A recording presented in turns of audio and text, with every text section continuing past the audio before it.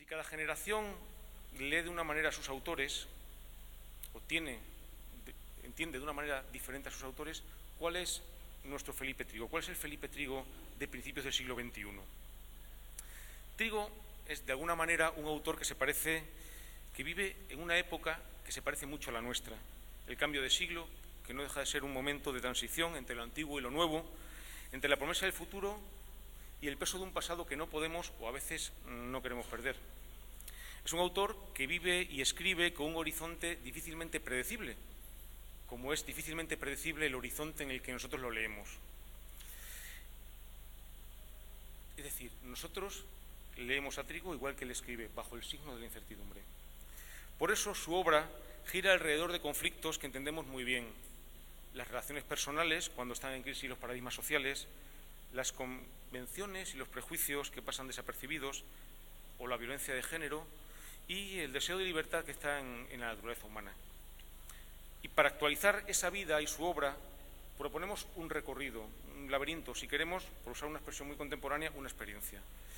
Una experiencia que contextualiza, que indaga en los sentidos y que se entrega a la lectura y a la participación activa del visitante. Decía el título Principio de la incertidumbre, porque Felipe no es fácil. Felipe empieza a comentar hasta qué opina de su escuela, de Extremadura, del instituto en Badajoz. Felipe es rebelde, Felipe es innovador, pero Felipe Trigo es un adelantado a su época y lo paga. Y lo paga porque Felipe Trigo, en ese título de Principio de la incertidumbre, tiene que luchar entre la vocación de médico. Créanme que fue un buen médico, de ahí la anécdota que en Mérida, cuando se instala, después de no recibir la laureada de San Fernando, había un comentario que se decía, cuando se referían a un paciente muy enfermo, decían: a este no lo cura ni don Felipe.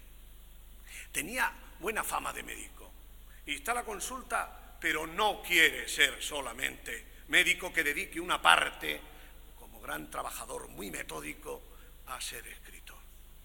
Y empieza a decir: vivo de esto, hago lo que quiero. Esa incertidumbre lo lleva a decidirse al final por ser médico-escritor. Pero médico-escritor que cuando publica Las Ingenuas se convierte en un escritor envidiado, en un escritor de éxito, en un escritor, podríamos llamar ahora de bestseller, en un escritor que con tanta crítica a su alrededor lo que hacían era leerlo más. Pero tenía lectores de cualquier banda, iba a decir social. Un lector que venía a decir que Felipe Trigo era un innovador, decía, un adelantado, o bien un irrespetuoso. Felipe Trigo recibe el daño, iba a decir el dardo, de todos aquellos compañeros que no llegaban a publicar lo que hacía Trigo. En definitiva, hoy lo que estamos haciendo es continuar con el centenario de Trigo. Lo iniciamos en Villanueva de la Serena, su ciudad natal, y lo cerramos en la ciudad que le vio crecer y donde se formó, porque aquí muy cerquita, lo que fue hace unos años el Bárbara de Braganza, mucho antes, fue el lugar de las primeras enseñanzas de Trigo. Curiosamente, hoy también de dependencias de la Diputación de Badajoz, porque la Diputación de Badajoz tiene también un firme compromiso con el patrimonio de esta ciudad y de la provincia. Iniciamos ese centenario en Villanueva de la Serena, lo iniciamos con ilusión y con las mejores en mano, como decía antes, las de Luis Sáez. Y lo terminamos aquí de forma simbólica, porque entendemos que es la capital de la provincia y sobre todo por lo que representa Badajoz en la vida y en la obra de Felipe Trigo. Felipe Trigo está más vivo que nunca, porque Felipe Trigo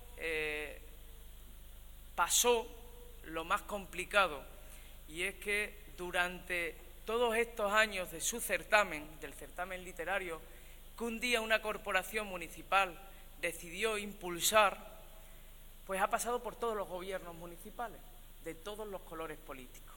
Y dicen que las cosas se consolidan a nivel municipal cuando pasan por los distintos colores políticos. Y tengo que decir, en este caso como alcalde de Villanueva de la Serena, que todos y cada uno de los alcaldes y alcaldesas que ha tenido la ciudad se han implicado en la medida de sus posibilidades para que hoy también podamos estar aquí. Que a lo largo de todo este tiempo podamos decir lo más importante, es que contribuimos de forma clara a que la cultura en Extremadura, la cultura en la provincia de Badajoz, tiene en parte un nombre, y ese nombre es Diputación de Badajoz, y en ese sentido nos sentimos especialmente orgullosos. No solamente nos guiamos por ese sentimiento imprescindible de estar al lado de los más pequeños para que los más pequeños en equilibrio estén en las mismas condiciones que los municipios grandes, sino que contribuimos en la cultura extremeña, en la cultura